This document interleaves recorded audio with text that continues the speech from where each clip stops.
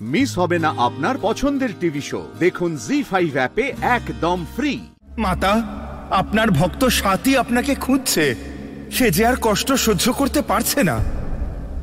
আপনিই তো বলেছিলেন যে মানুষের সকল দুঃখের প্রতিকার কোনো না কোনো ব্রতের দ্বারা সম্ভব। তাহলে মাতা, দেবী পৌলমীর ষড়যন্ত্রের প্রতিকার কোনো ব্রতের দ্বারাই কি সম্ভব নয় মাতা?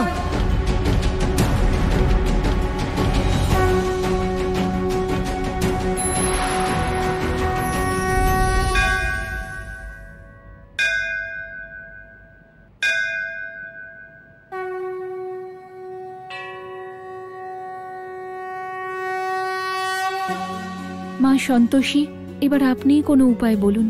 আপনি ছাড়া কে আছে যে আমায় সাহায্য করবে? এ কোন অশুভ শক্তি মা? এটা সত্যি কোনো তন্ত্রমন্ত্র নয় তো?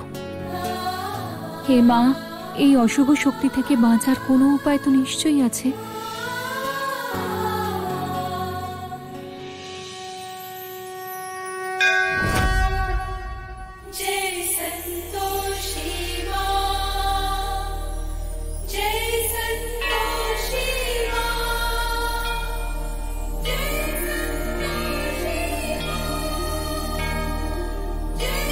সাথী, ইন্দ্র। দিদি, তুমি এখানে কোথায় ছিলে? কখন থেকে তোমাকে খুঁজছি আমরা। কি হয়েছে? তোমরা এত চিন্তিত কেন? কি আর বলবো দিদি,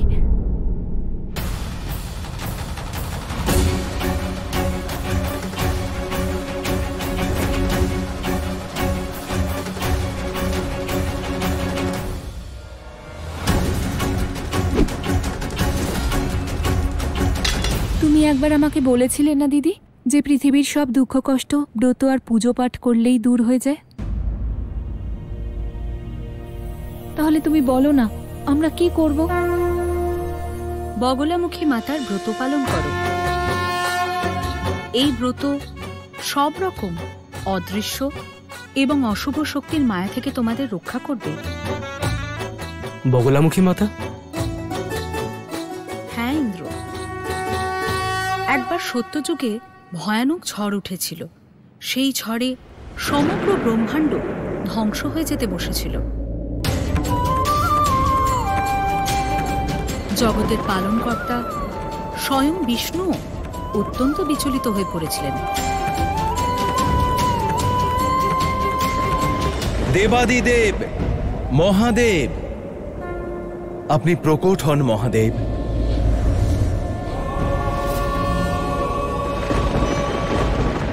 প্রণাম মহাদেব। মহাদেব, এই ঝড় থামানোর উপায় বলুন, না হলে এই সম্পূর্ণ সৃষ্টি ধ্বংস হয়ে যাবে যে। নারায়ণ, এই সংকট থেকে উদ্ধারের উপায় কেবল একটি। আপনি হরিদ্রা সরোবরের তটে গিয়ে একাগ্র চিত্তে দেবী শক্তির আরাধনা করুন। ভগবান বিষ্ণুকেও তপস্যা করতে হয়েছিল? হ্যাঁ, কারণ তপস্যাও এক প্রকার কর্ম, আর বরলাভ তার ফল। কর্ম না করলে ফল লাভ করা যায় না, তা সে সাধারণ মানুষ হোক কিংবা স্বয়ং নারায়ণ। জি5 ডাউনলোড করুন আর সব এপিসোড দেখুন একদম ফ্রি।